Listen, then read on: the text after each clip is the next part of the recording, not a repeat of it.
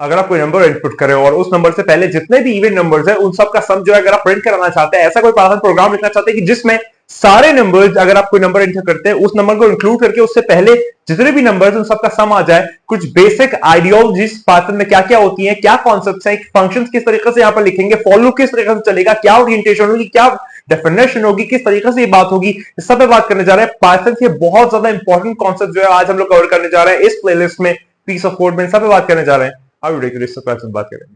बात स्टार्ट करते हैं तो आज पीस ऑफ कोड में हम लोग बात करने जा रहे हैं फॉर एग्जांपल कि अगर कोई नंबर इनपुट करते हैं 12 फॉर एग्जांपल ना, तो हमारा जो आज प्रोग्राम है हम चाहते हैं कि 12 से पहले 0 से लेके 12 तक सारे इवन नंबर्स का सम जो है वो आउटपुट में आ जाए। फॉर एग्जांपल 0 के बाद आता है 2, फिर 4, फिर 6, फिर 8 और फिर 10 और फिर 12।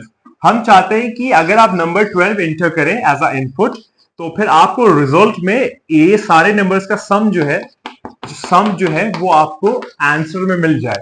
इसका आज हम लोग पाइथन प्रोग्राम लिखना चाहते हैं जिसमें हमारे फॉर लूप्स के कॉन्सेप्ट और ज्यादा क्लियर होंगे और बेसिक हमारा जो डेफिनेशन है, डिक्लेरेशन है, ओरिएंटेशन है, हर चीज जो पाइथन में आती है वो आपको इस फंक्शन के थ्रू, इस कोड के थ्रू जो है वो क्लियर होगी।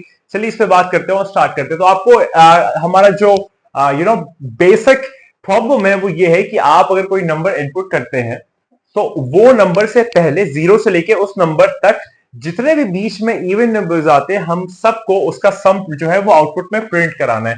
हमें आंसर में चाहिए कि जितने भी इवन नंबर्स उसके अंदर आते हैं उस नंबर के बिटवीन वो सारों का सम आ जाए। अच्छा, फॉर एग्जाम्पल अगर मैं इनपुट करूं 13 तो क्या होगा, तो 13 से जस्ट पहले जो इवन नंबर होगा, मतलब 0 से लेके 13 तक हमारे पास जस्ट जो पहले नंबर होगा जो कि यहां पर 12 होगा, तो हम 0 से लेके 12 के बीच में जितने भी हैं और 12 भी, इस सब का सम जो है वो प्रिंट करा देंगे। तो ये हमारा बेसिक रिक्वायरमेंट है आज का। और चलिए इसका अब हम लोग कोड लिखते हैं। तो पहले मैं वही हमेशा की तरह कोड लिखूंगा और फिर आप लोगों से समझूंगा कि एग्जैक्टली कोड में हो क्या रहा है, जिससे आपके कॉन्सेप्ट और कोड की विजुअलाइजेशन और कोड आपको दिखने लगेगा। क्योंकि जब कोड दिखने लगता है ना, मतलब एज अ होल कास्ट, तो वो ज्यादा रिलेटेबल हो जाता है और आप फिर कोड खुद से लिखना सीख जाओगे। तो चलिए मैं सबसे पहले कोड लिखता हूं। गेट डेफ, मैं लिखता हूं गेट सम, उसके बाद मैं लिखूंगा आई एज एन इनपुट दिया मैंने। उसके बाद सबसे पहले मैं एक वेरिएबल डिक्लेयर करूंगा टोटल सम का, टोटल सम इक्वल टू 0। उसके बाद फिर मैं चलाऊंगा for loop for I in range 0 से लेके आपका num प्लस 1 तक। उसके बाद फिर मैं करूंगा if i 2 से अगर वो 0 दे रहा है तो आप टोटल सम में total sum equal total sum plus i, और उसके बाद जो है वो बाहर आप आके प्रिंट टोटल सम। ओके, हमारा ये कोड है जो मैंने आपके सामने लिखा। अब इसको हम थोड़ा समझते हैं कि एग्जैक्टली इस कोड में हो क्या रहा है और हमने क्या किया है। हर बार की तरह ना कोड लिखेंगे, उसका प्रैक्टिकल अप्रोच हमने समझ लिया है। अब हम लोग उसका ब्रेक डाउन करेंगे और समझेंगे कि एग्जैक्टली यहाँ पर क्या चीजें हो रही है।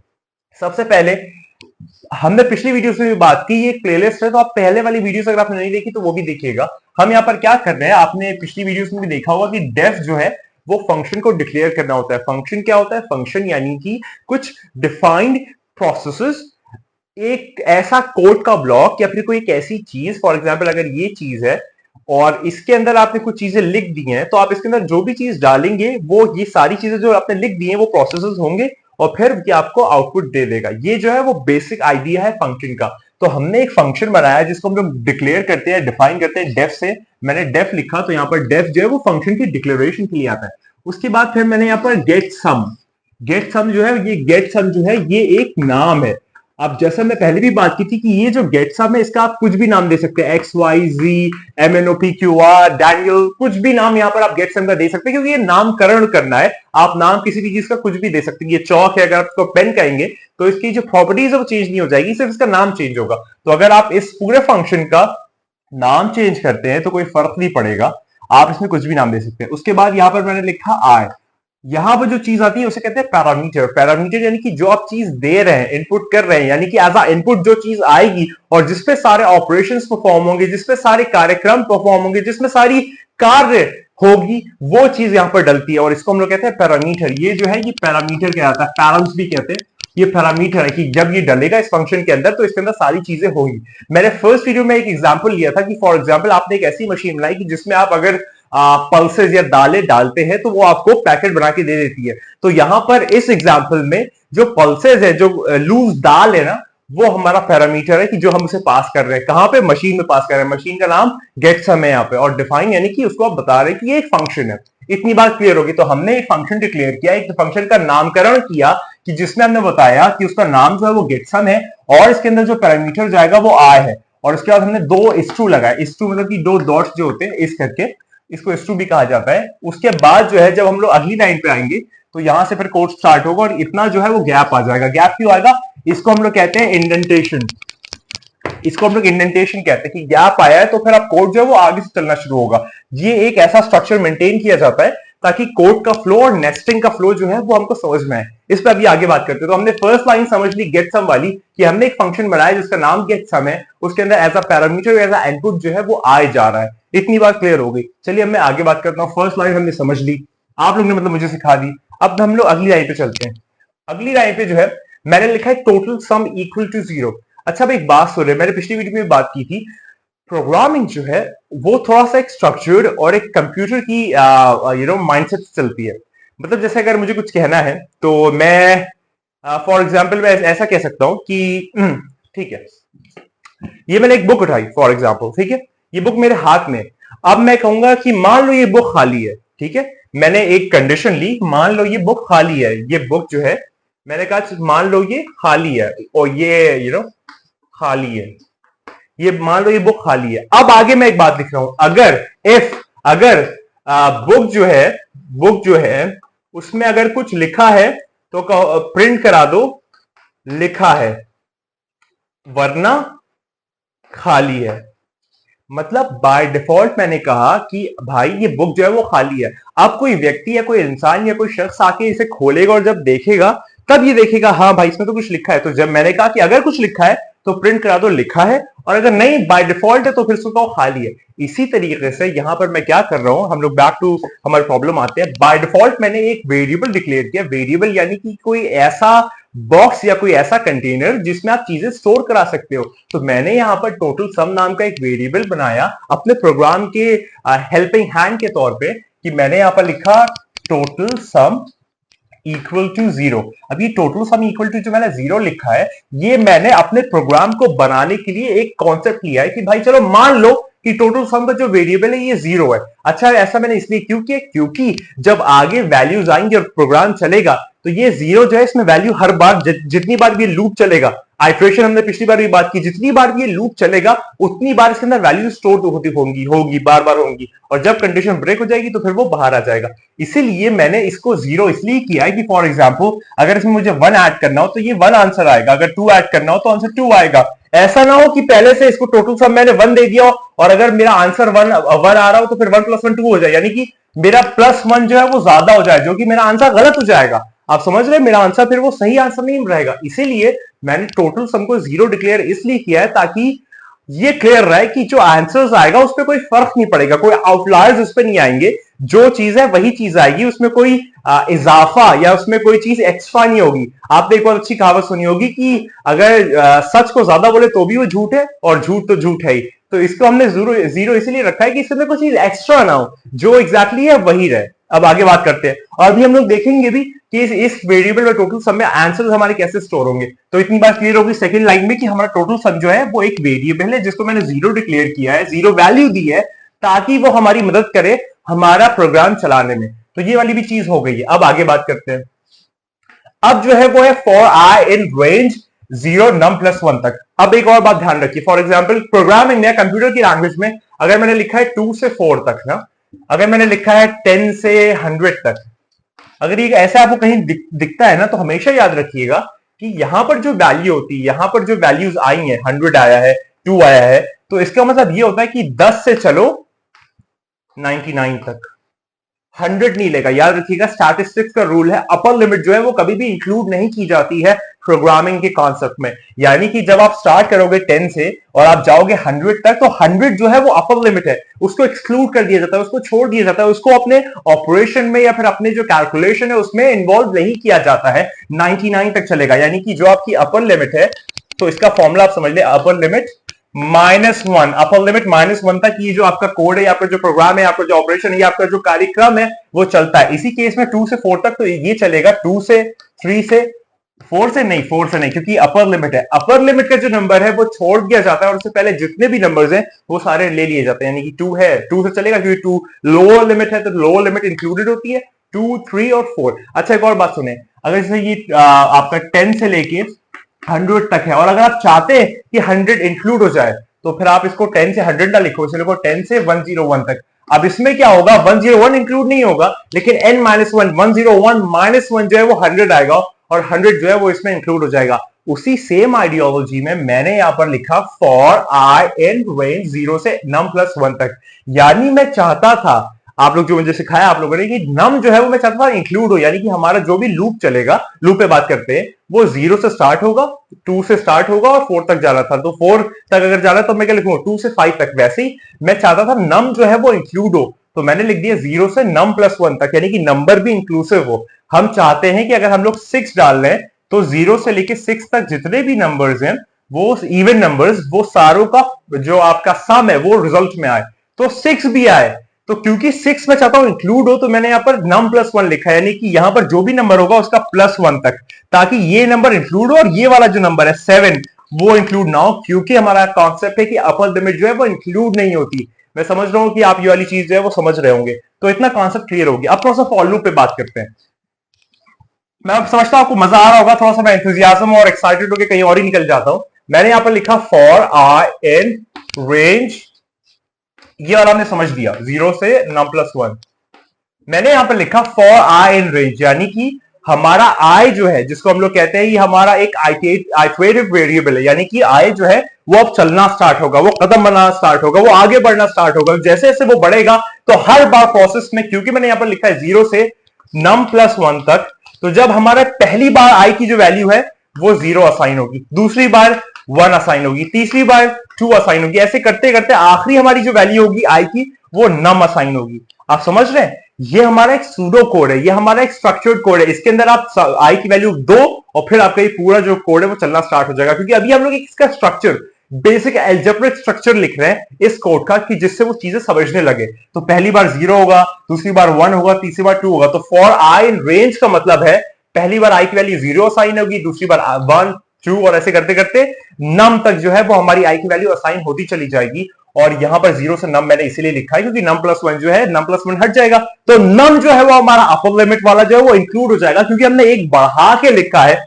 आप समझ पा रहे होंगे, और 0 तो खैर इंक्लूडेड है ही है। तो ये वाली जो लाइन है for I in range num+1, ये प्रोसेस कर रही है। अब आगे बात करते हैं, थोड़ा सा समझते हैं। मैं उम्मीद करता हूं आपको समझ में आ रहा होगा, और आप लास्ट में देखेंगे भी कि आपका जो सारे ये जो हमारा प्रॉब्लम स्टेटमेंट था कि अगर कोई नंबर एंटर करो तो उससे पहले सारे नंबर्स जो है, इवन नंबर्स 0 से लेके उस नंबर तक, वो सारे इंक्लूड हो जाए।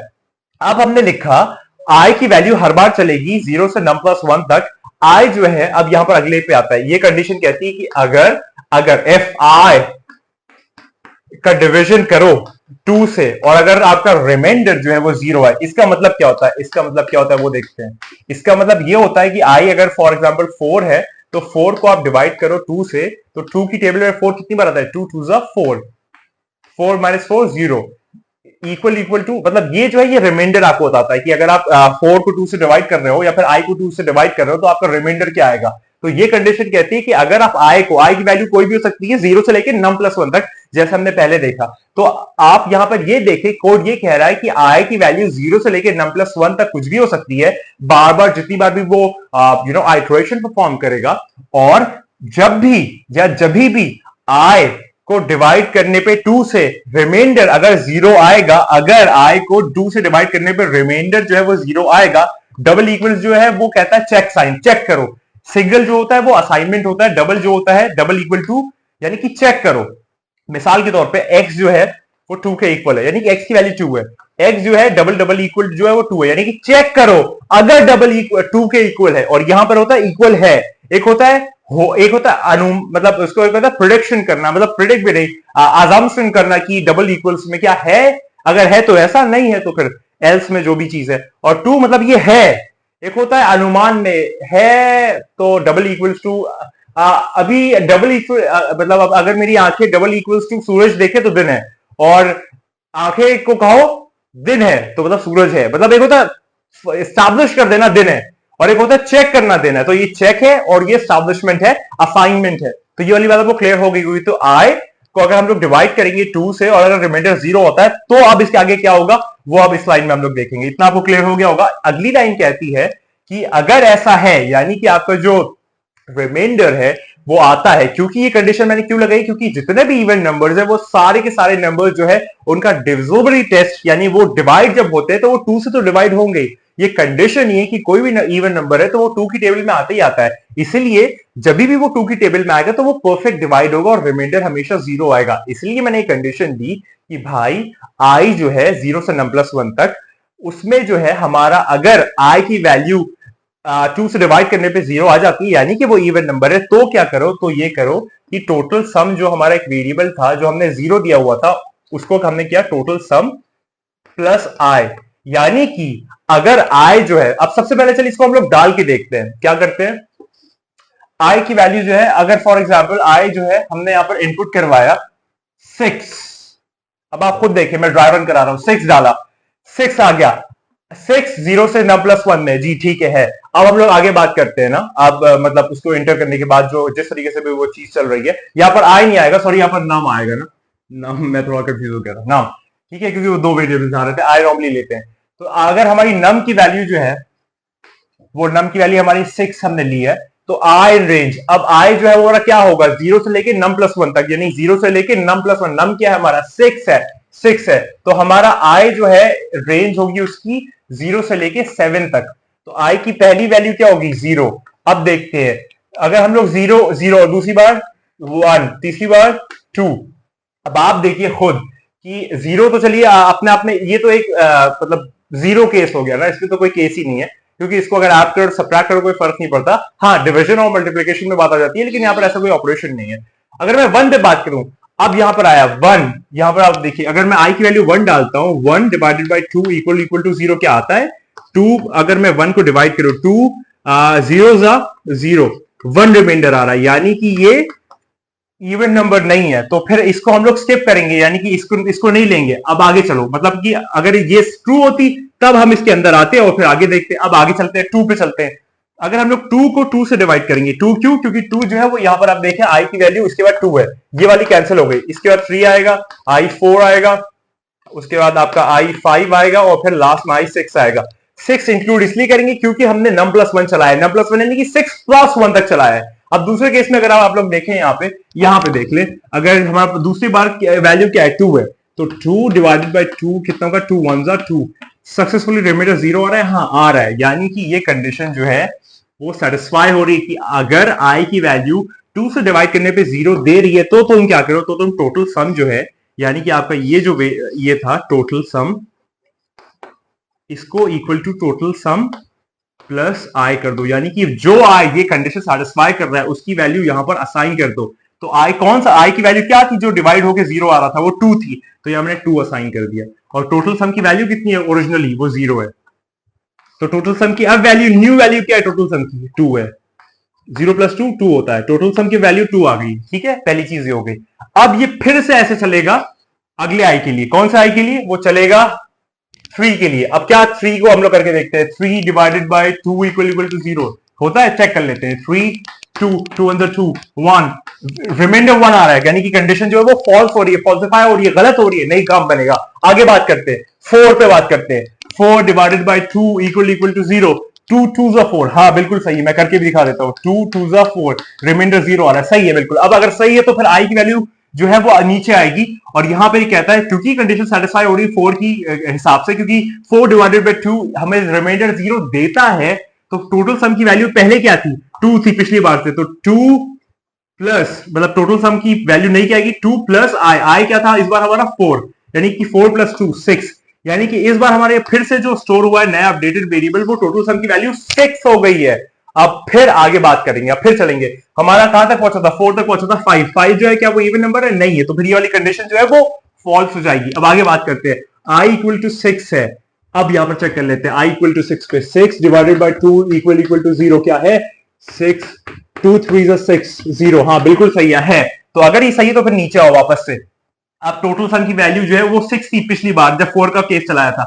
6 इसको मैं हटा दूं। 6 प्लस आई की वैल्यू क्या है? 6। तो 6 प्लस 6 12। और यहां पर 12 जो है वो प्रिंट करा दो। प्रिंट टोटल सम, यानी कि जो टोटल सम की वैल्यू अब अपडेटेड है ये 12 वो प्रिंट करा दो। अब हमारे पास केसेस कहां तक थे? 6 तक थे। क्या 7 इंक्लूड होगा? नहीं होगा।